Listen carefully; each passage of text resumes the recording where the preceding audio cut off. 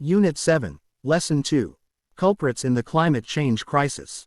Reading. Are you willing to combat climate change? The effects of climate change are already being felt very well in the world, and they will get worse if the greenhouse gases in the atmosphere cannot be controlled. Do you know that a lot of GHGs are released into the atmosphere? Our diets have a huge impact on climate change. According to the Food and Agriculture Organization, the meat and dairy industry generates 14.5% of the world's greenhouse gas emissions. Raising livestock generates 21% of greenhouse gas emissions from the food production. These greenhouse gases include methane belched by grazing animals, as well as methane and nitrous oxide released from livestock manure. Any more based food production generates more greenhouse gas emissions than plant-based food production. Therefore, shifting towards consuming more plant-based foods is recognized as an option for shifting greenhouse gas emissions and climate change. Food loss and waste exacerbates the climate change crisis with a significant GHG footprint. Food loss and waste all girls throughout the food system during production, processing, distribution, which way in food service sales and consumption. Production, transportation and handling often generate significant carbon dioxide emissions. In addition, when food ends up in landfills, it generates methane, an even more potent greenhouse gas that causes climate change. Plugging electronics is responsible for carbon emissions.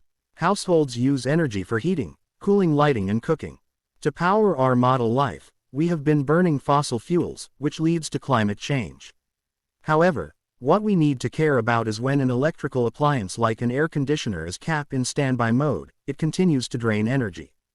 Experts say that unblocking unused electronics reduce our carbon emissions. Solid waste is directly linked to the rise in GHG emissions. It contributes directly to greenhouse gases such as methane and nitrous oxide. Methane is released from the anaerobic decay of waste in landfills and nitrous oxide from our solid with combustion facilities. Plastic products are one of the main contributors to global warming. Single-use plastic products are used in our daily lives. The more plastic we make, the more fossil fuel we use.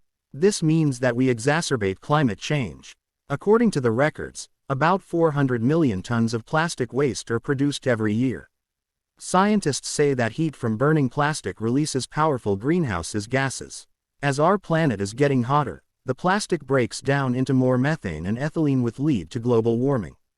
Let's combat climate change. Governments, organizations, and individuals are responsible for combating climate change and global warming. Preventive measures are to be taken to reduce greenhouse gas emissions.